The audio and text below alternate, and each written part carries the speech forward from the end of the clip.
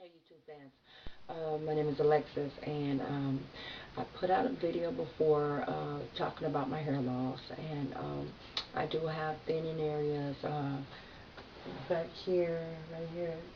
It kind of come and go. So I remember me and my daughter was saying, "Hey Mom, let's go on a 40-day fast." Can't think of the name of it. And so it's when you give up something that you really like the most. And I gave up bread. So I decided to give up bread. And I had a weave in my head at that time. So when I took the weave down 2 months later, I noticed that my hair was real thick and real full. And so I was giving all the credit to the braider. And I'm like, girl, you got down. You know, my hair is thick and it's full. And I had got off that fast as well. I had started back eating bread and everything, and then I noticed that my hair was thinning again, and I'm like, oh my God, like what's going on with my head? It's thinning again, and I googled it online, and I found out that hair loss can be associated with a gluten sensitivity.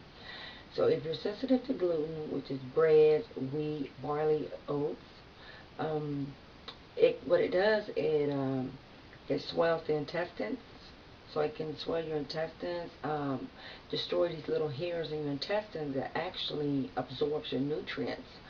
And so if your body is destroying your nutrients, then you can't, you're not getting the ultimate benefit of like vitamin D and vitamin B and iron. And so if you don't have vitamin D, vitamin B, and vitamin iron, then you're more than likely, you're almost bald-headed, or you're very scraggly-headed, because you need those nutrients to create hair. Hair is internalized inside your body. It grows from inside out. And vitamin B and vitamin D is a main component of hair.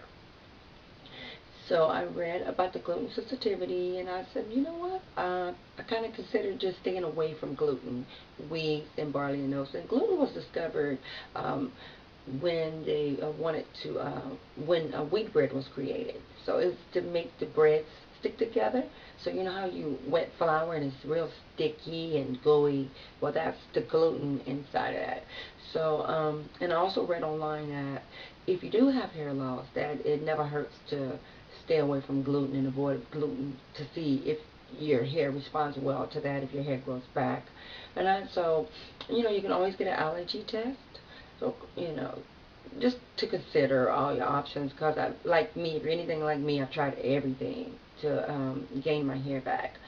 And so, yeah, now I'm staying away from gluten, and it seems to work to me. So I just wanted to inform you guys to consider taking gluten out your diet, or go have a gluten allergy test, because you may be allergic to gluten.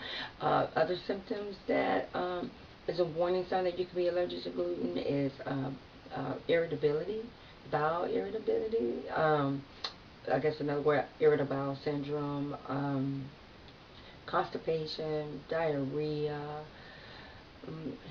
weight loss, irritability. All of those are signs that you could be allergic to gluten. And they say 15% of society is allergic to gluten. So I know that I stayed away from it, and I think it works for me. And I did see a lot of correlation with me being sensitive to gluten, with the hair loss, and I too experienced some irritability, and all that is going away. So I just wanted to inform you guys to please consider having a gluten allergy test. If you are experiencing alopecia areata, I hope I'm saying that right. And I just want to say, stay blessed.